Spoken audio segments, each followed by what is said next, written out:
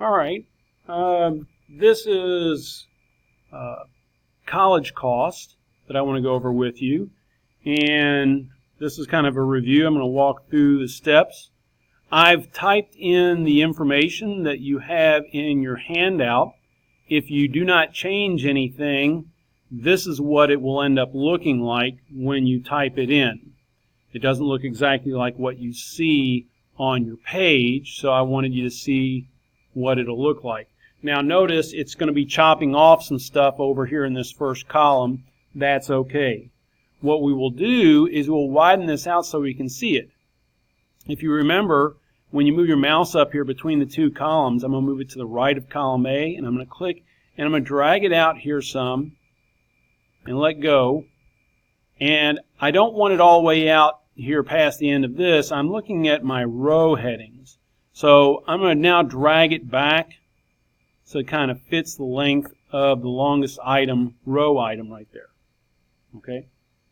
And then if you look through the rest of these, you're going to see where like sophomore is getting cut off right here. So I can auto fit this one. I can just put my mouse up here on the right side of column C and double click to widen that out just a little bit more.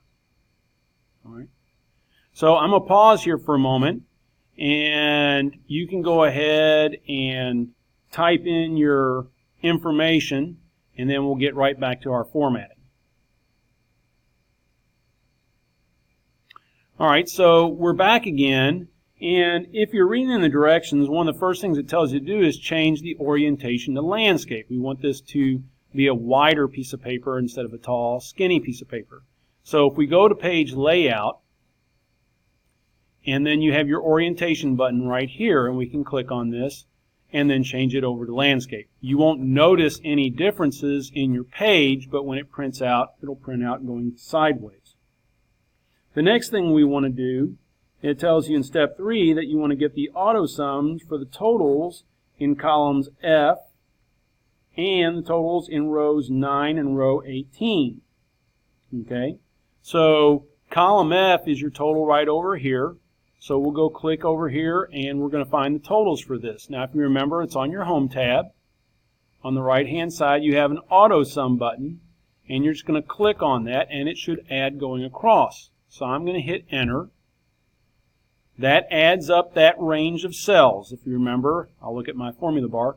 You've got Sum, which means to add, and then here's your range of cells. Now, if you remember also, we don't need to put that formula in time and time and time again. All we have to do is grab the fill handle, that's this little square in the bottom right corner, click on it, and drag it down like this.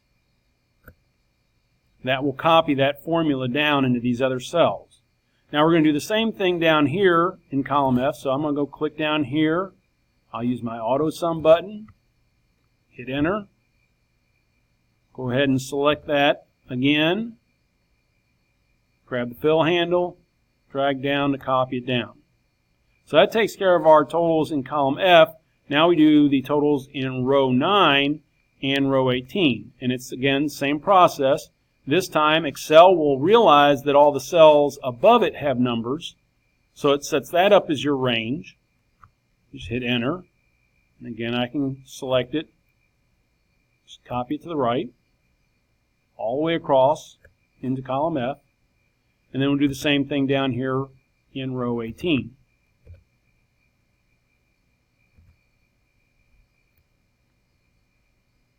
Just like that. So now in the directions it tells us to merge and center rows 1, 2, and 11. So I'm going to go up here to row 1, drag it across. We'll use the merge and center button right here in the middle. Do row 2. Remember, you can't do these at the same time. You can only do one row at a time. And then also row 11.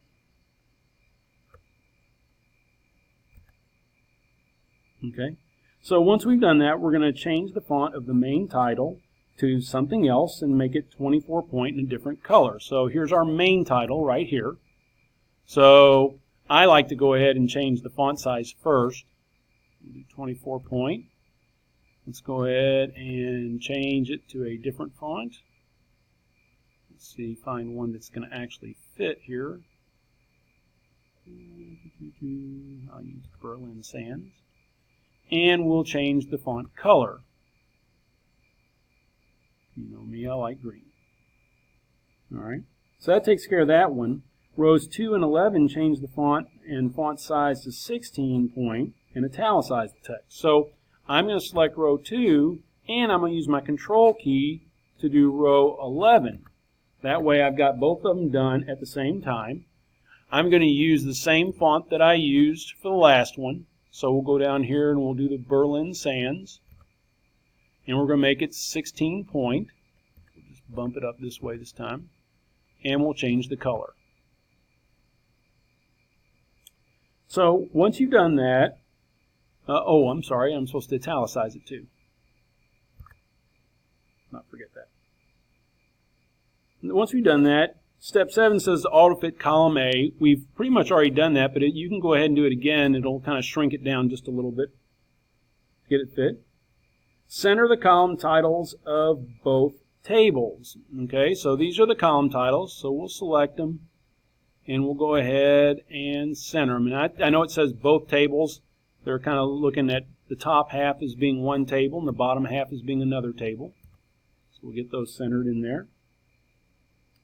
Once we've done that, we're going to go ahead and bold and italicize both of them. So I'm just going to use my control key so I can select and have them both selected. We'll make it bold and italics. Okay. So after we've done this, we're going to center right align the row titles. Oops, sorry. Forgot we merged cells, so I can't do that. So let's set these for right alignment. And we'll select these and set these for right alignment also.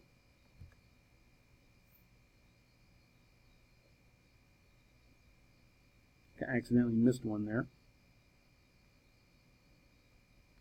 Alright, so now we're going to go ahead and we're going to set all the numbers to the comma style and decrease the decimal places to 0. So I'm going to select all my numbers, and let me just kind of scoot down here a little bit. And I'll use my control key again.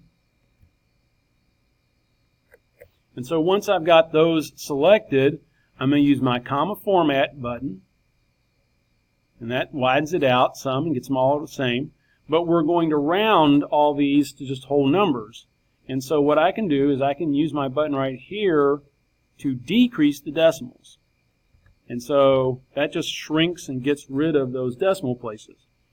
And it'll round, if necessary, it'll round up to make these numbers just a little bit larger. Excuse me. So in the directions it says to auto-fit the columns, and that's because it used to not auto-fit them correctly, but the newer version actually does auto-fit them, so you shouldn't have to worry about that. So we're going to apply the heading 3 style to the column titles. So let's select, and remember when we do this, always go ahead and select that blank cell to the left, and I'm going to use my control key. Select both of them. And we'll use our cell styles, and this is going to be heading style 3. Like that. So we've already bold and italicized those, so we don't really have to worry about it. Oh, I'm sorry, the row titles. So we'll select these, and we'll bold and italicize those. Okay. Then it says put the totals in row 9 and row 18 in the accounting style. So let's select our totals down here.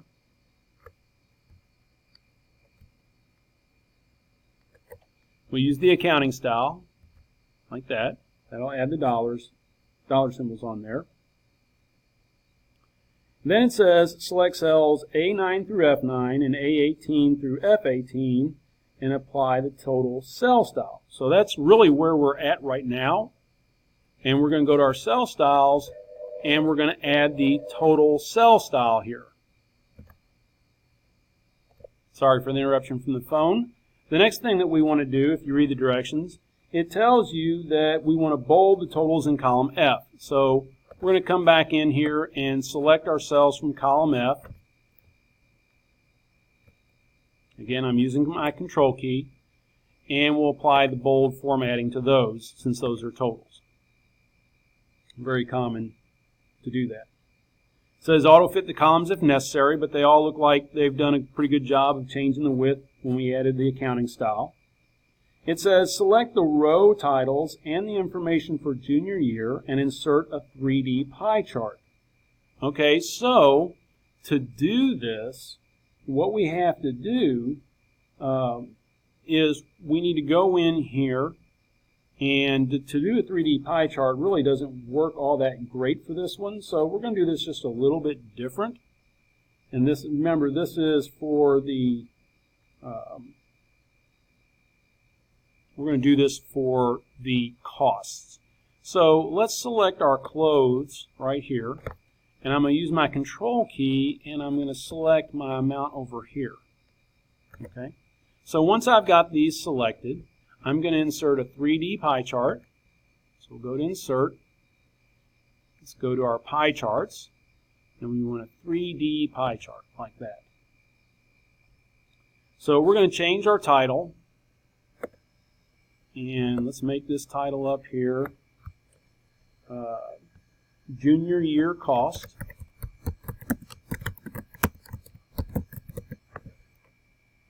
Click off the side here for a moment. All right. Once we've got that done,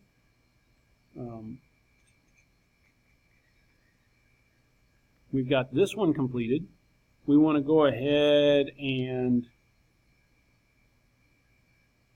we're going to apply a style to this. So you can choose any style you want. I just don't want a style that has like a real heavy black background on it. And we will, well, that was weird. There. And we're just going to drag this one kind of off to the right a little bit. So we'll stick this one right here. And I'm going to resize this. Kind of shrink this up just a little bit so it doesn't take up quite as much space. Kind of like that. All right.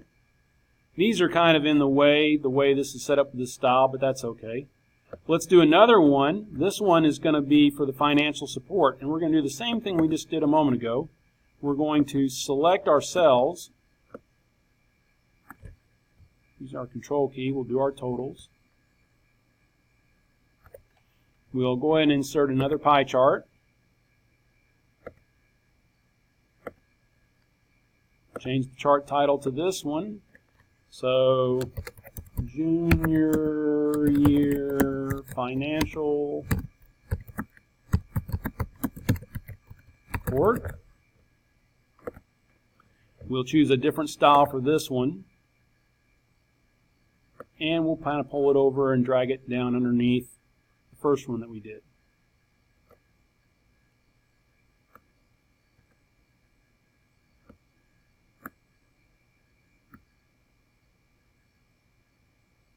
Shrink this down just a little bit. Okay.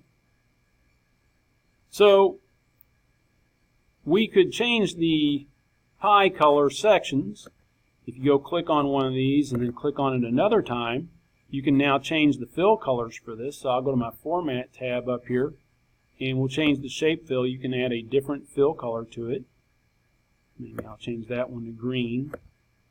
Change this one to something a little bit more orange like that. Okay.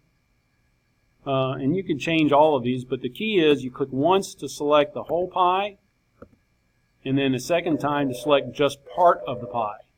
We only have a couple things left to do. One, we're going to rename the sheet down here. Double click on that, and we're going to go ahead and change the name to Cost and Support. Just hit your Enter key.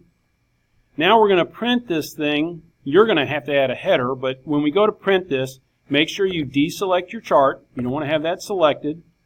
And then when we go to File and Print, one of the things you're going to notice is that it's probably going to cut off a little bit of this over on the right-hand side. And we're going to fix this. We're going to go down the bottom where it says No Scaling, and change that to fit sheet on one page.